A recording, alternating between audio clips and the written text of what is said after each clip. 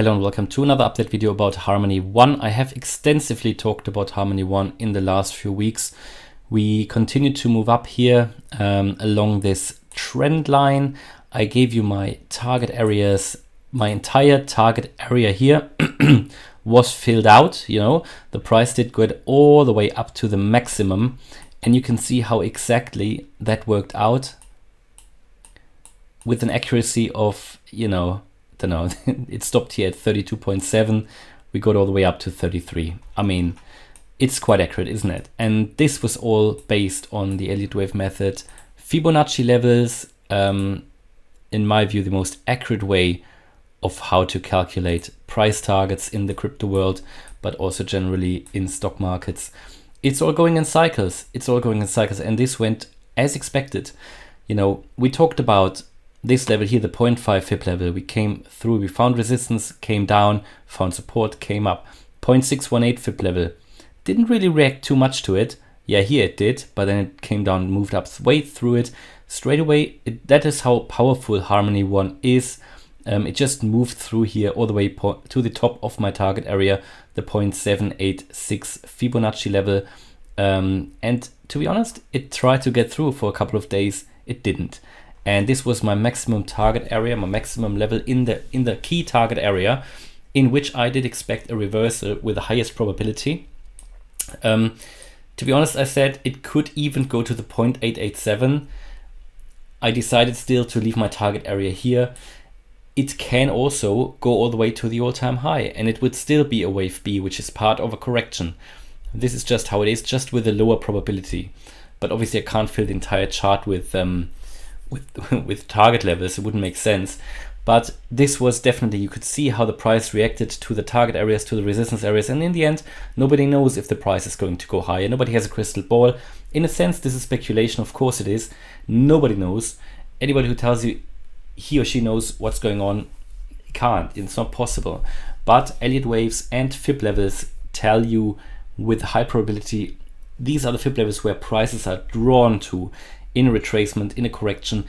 And it's just important to understand, when are you in a correction? When are you in an impulsive move? When are you going in the direction of the trend? When do you go against the direction of the trend? And in my view here, in this wave B, we were going against the direction of the trend. And I think we still are. Well, now we are in the direction. And you can see how powerful this move down was. Very impulsive, very strong, a bit similar to what we had here. And all you saw here was a correction in my view. That's why we had the fib levels as they were. And you could see how accurately the price reacted to these fib levels, especially here, the most important one, the 0.618 fib level, absolutely accurately achieved. And yeah, I mean, everybody who's been following me, especially channel members, knew my sell order levels. We took profits here. The last profit was taken at the top. And that's it, for Phantom as well. And then we came down, and now we are here. Now we just came all the way down to the support level of my target area. Now, are we gonna drop lower or not? Currently, we are back above this trend line here. Showed you, I'll take the fibs out for a moment. I showed you this descending trend line as well, and we've obviously come below it briefly, still in the target area, but we have made a lower high compared to the previous one here. Lower low, sorry, lower low. No, sorry, this is a high. No, we broke below the previous high, and yeah, not yet a lower low, but so far, yeah, we broke below it. That's quite a big of, quite a bit of a sign, of a message. Also considering here the sell order volume, and yeah, however, we found support above this trend line for now. From here, we could obviously carry on moving up if the market is recovering. After such a drop, you could expect some sort of a recovery, but in my view, that might have been it. It might have been it. Of course, the price could move a little bit higher, but just take a look at all these retracements here. They just tell you how strong the market is actually retracing. Sorry, and that we're getting here. It's looking corrective, this move. It is just looking corrective in my view, especially given the fact that we found resistance at the key level here and at the previous highs here and here. Also, what you can see now is that we are potentially reversing here on the daily MACD, potentially getting a bearish cross. Now it's too early to say that, but it's losing buying pressure, it's losing momentum, and we have a bearish divergence here on the daily MACD. That's important. And yeah, of course, it's important to take a look at these indicators as well. Someone mentioned in a previous video that I rely too much on Elliott waves. I don't think so. I use the indicators often in the background, but here as well, I just want to show you have the higher highs on the price, and you have a lower high on the daily MACD. That is a bearish divergence. You can't see that bearish divergence on the RSI yet, but you see it on the MACD.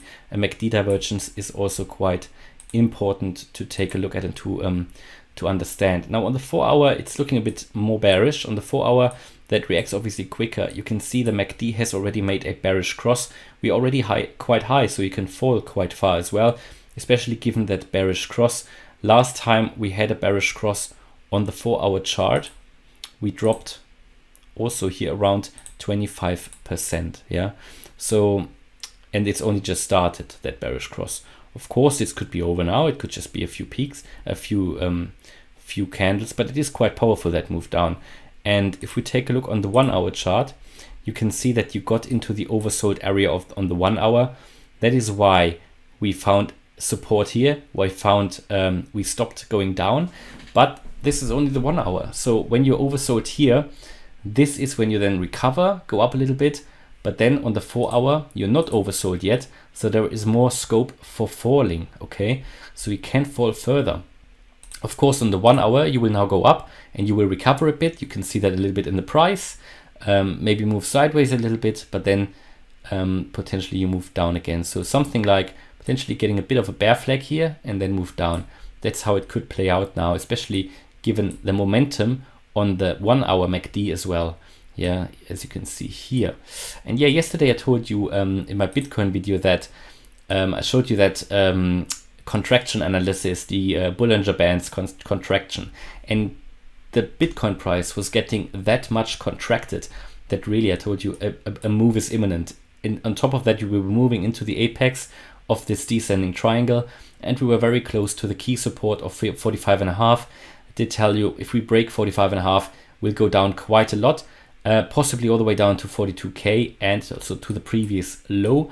And well, take a look at where we got to. We got all the way to 42.4.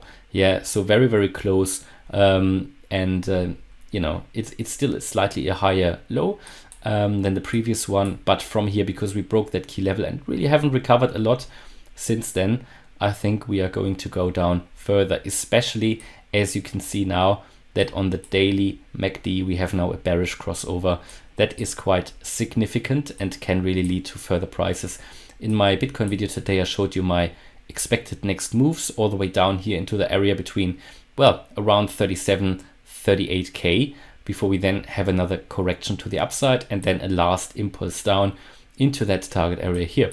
And I get messages about these levels down here are impossible. But bear in mind, you know, we were very, very close only earlier in the year, only in July. It's not that long ago. And these levels, by all means, they are possible. They are possible. Also, if nobody's selling, they are possible. We've seen that before when the majority of Bitcoin holders held on to their Bitcoin, but we've seen very, very low prices. And yeah, this obviously had an effect on Harmony One, selling off as a result of Bitcoin's drop.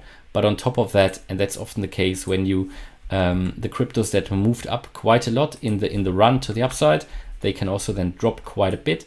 And in my view, this is only just starting, but it's not confirmed yet. We need to break these key levels here, need to break that trend line at 27.3 cents and that key support here, my target area fib level at 25.5 cents. I think then you drop, and a really, really confirmed drop is only when we drop below that trend line here, this ascending trend line.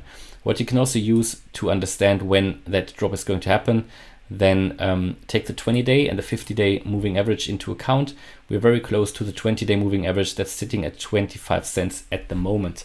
Yes, we had a bullish cross here, but this is a lagging indicator. I much more like to rely on Fibonacci retracement levels. And yeah, taking profits up here was not a bad idea. certainly not. And yeah, it's looking good so far. Not looking good for the price at the moment, but in line with the expectations that in this area here there was a reversal. And could this already be that final reversal or not? It's too early to say, but we see a first sign of a reversal, especially that strong red candle here. This strong sell-off is really strong compared to where we were in the last few days and weeks, and you oftentimes only see these in a downtrend. Alright, so hopefully you liked the update about Harmony 1. If you did, please smash the like button and subscribe. Thanks a lot for watching. Bye bye.